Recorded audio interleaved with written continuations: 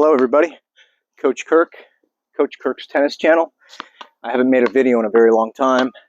It's September of 2023 and I'm going to try to get more videos out, more instruction, helpful tips I hope.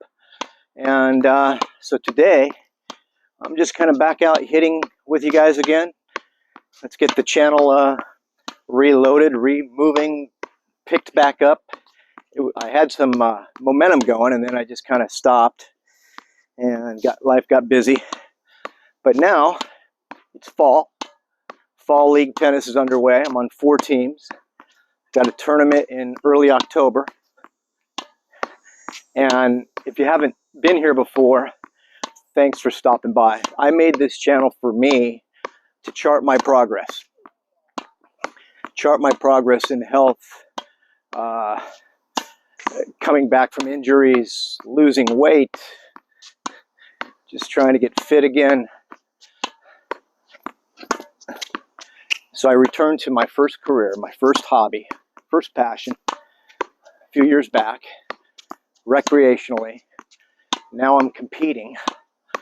In fact, I'm the coach that competes. So I coach. I've been blessed to be able to work with about 30 students, kids and adults. And I'm enjoying playing and competing, and I think that's getting my students pretty motivated to go to the next level, get into tournament play. So if you are interested in lessons and you want to reach out to me, I can certainly help you. Even if you want to send me a little video clip of your stroke, I can break it down for you, see if I can help you out. That'd be kind of cool to do. I have a pretty strong background in mechanics of the game. We'll get into that later, but so what I'm doing today is getting a little exercise and getting ready for this tournament. I've got a couple league matches this week. Primarily been playing a lot of singles. That's led to a recapture of fitness, and I still got a ways to go on my fitness, but I've made a big progress. Comment below if you've noticed.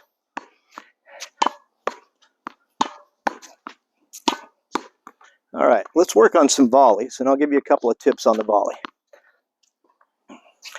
Just so you get some reference, I'm about 12 feet from the wall.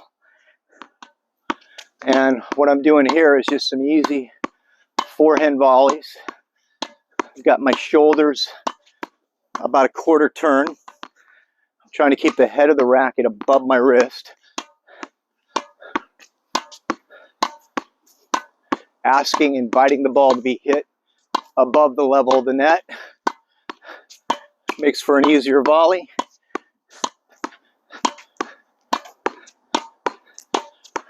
Half volley, racket head up.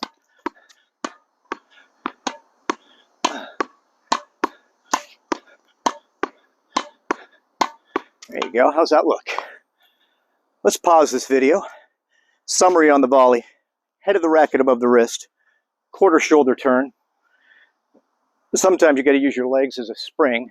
If you can, step in with your left foot. That's a good way to deliver and finish the volley. Right now, to keep it in play, I'm just kind of leaning into it. But what you really want to do is get a step into. I'm a little crowded there. You want to get a step into it. And by the way, this is quite a forearm pump. So when you do that continuously, not only do you get a Popeye arm, but you got to rest because the muscles get all kind of tensed up and you lose your feel. So take the racket out of your non-dominant hand, take the racket out of your dominant hand, put it in your non-dominant hand, and give this arm a rest. Let those muscles relax a little bit so you can get back into the drill. People overtrain. People overtrain and then they get hurt at all ages. I was talking to a friend of mine who hasn't played tournaments in a couple years. He's really talented, great teaching pro. He realizes it's valuable to fly the plane when you teach people to fly the plane. And he's so skilled, he can jump right back in. But he's got to get his cardio up, and he's fit. He works out already, but he's got to get his cardio up because he's going against some tigers that can run all day and run hard and strong. But also, he's got to get some match play in. So he's worried about the fitness side of it, but he needs to strike balls, and he's got a nice stroke. But he needs to play matches. With 2 weeks out, 3 weeks out to the tournament coming upon him, and he hasn't played in a couple of years, I'd suggest get match play in. Get playing some points. The fitness is all good and important, but what it comes down to is, can you control that ball?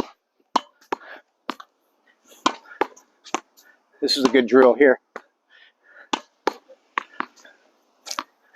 So fire that ball, catch it with your left hand, your non-dominant hand, like a baseball player.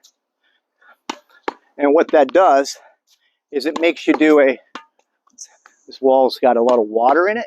We've had a hurricane come through, and this brick wall, the water seeps in, makes it buckle, so you get an uneven bounce on certain spots.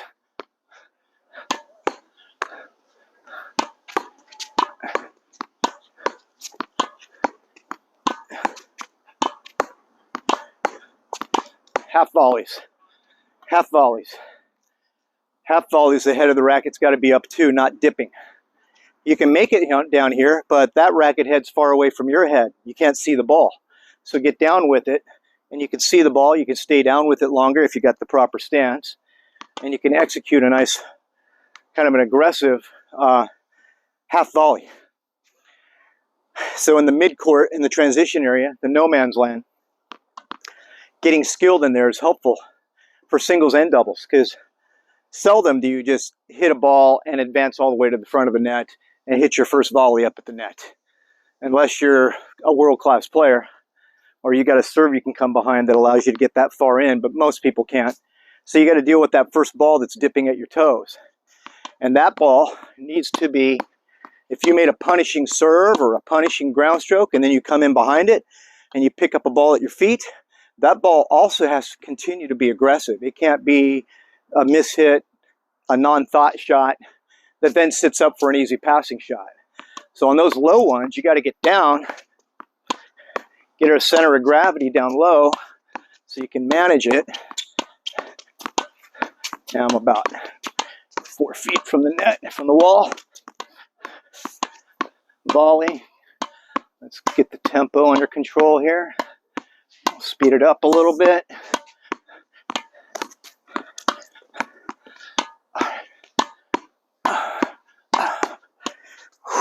Baby, that is an arm pump.